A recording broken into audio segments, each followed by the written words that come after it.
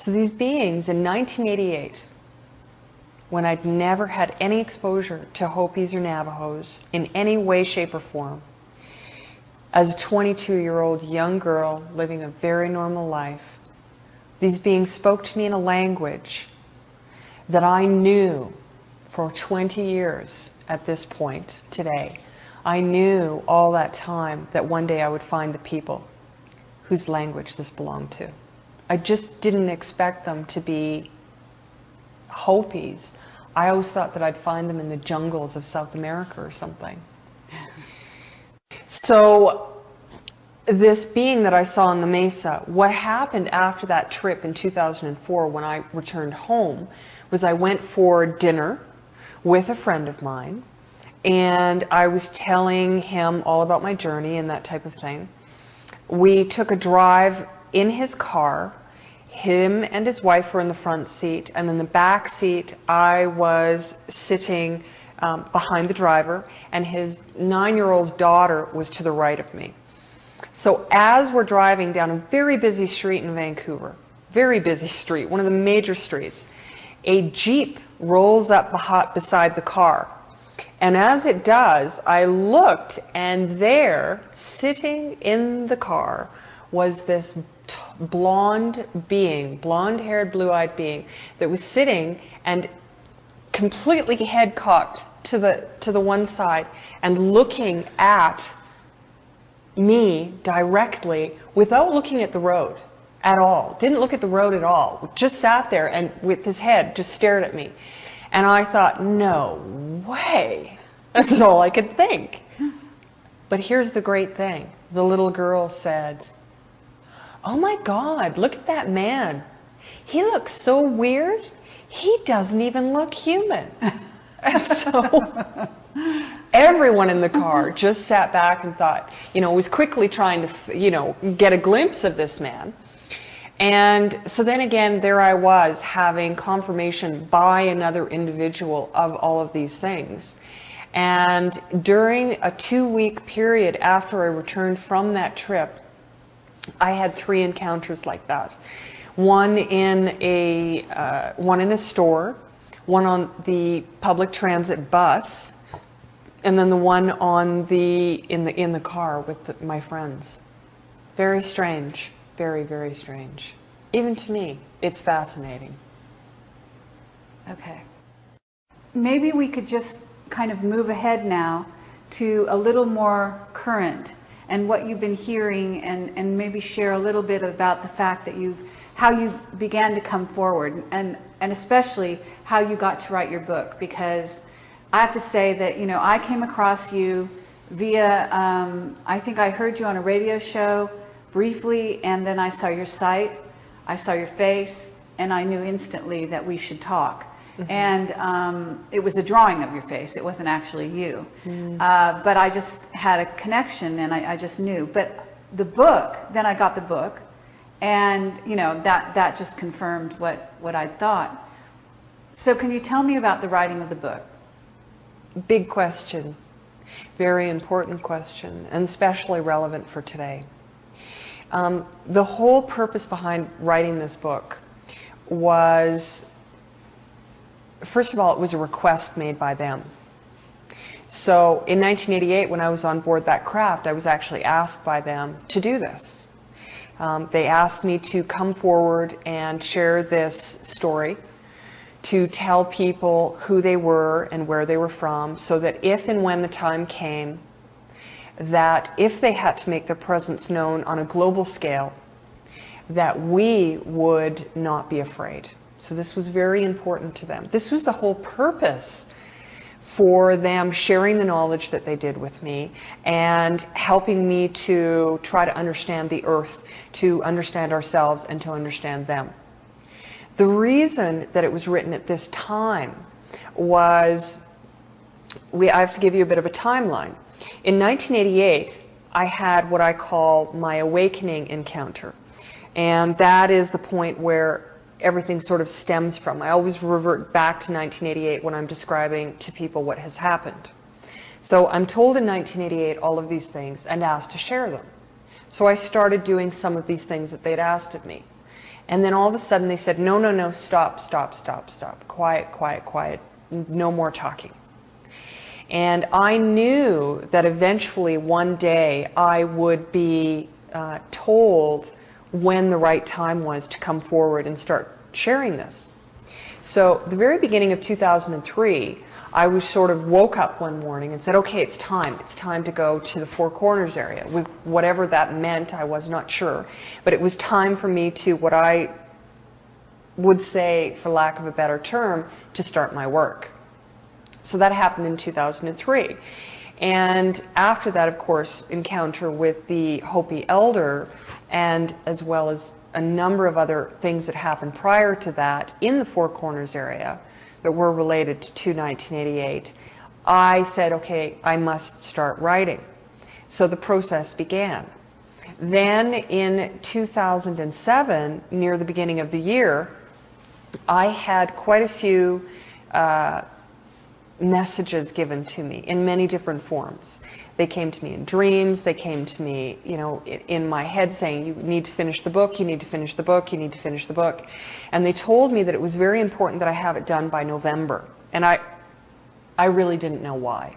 But they said November 2007, I had to have the book done by, because there was a timeline of what was going to be taking place on the planet. So I pushed and pushed and pushed myself in many ways to be able to have this task completed, which just under the wire I had done. So the book was done, I finished writing it, and then I was told to begin sharing the story with whomever would listen. Now, I was told in 1988 that I was to find the others like myself, and that we were to come together and that these gatherings would begin. Now, they'd given me information, and that again starts to step into what I believe has to do with the indigenous people of the earth, because of what these beings told me. And they said that in the, quote, end times, that there would be many changes that would take place. So they're on many different levels. They're not just one, and it's not simple to describe these things. I was told that one of them would be on a spiritual level, changes would begin to take place. On a physical level, changes would begin. And also on an earth basis, for the earth itself, that changes would happen. So all of these things were sort of being correlated and being written by humanity itself in the path that we are to take. For example, that there were the possibility that war would break out, for example. This is something that really disturbs me. It scares me. It upsets me. And even as I say this, I could cry. Because, and I might just cry. It's okay. It's okay. Go ahead. Because if anyone were to have lived the life that I have for the past 20 years, to have had the experience after experience after experience, confirmation after confirmation after confirmation of all of these things, they too would not hesitate in anything to help in whatever way they could to stop this process. Because we have a responsibility. As human beings, I was told that we have a responsibility to do what we can to save this earth. We're not the saviors of the earth. We're supposed to be the caretakers of the earth. We're here to be the stewards of this land. That is part of why we are here. To be able to experience one another and the earth itself.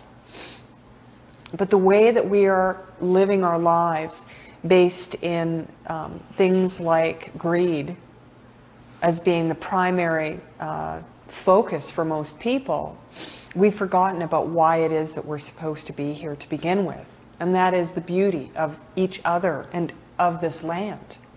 And one of the things that I always ask people, every single person, and I say to them, you really need to ask yourself this question. Are you happy? It's a very simple question. The answer is what gets very complicated. Because as it was explained to me by these beings, humanity was on a path, a collision course.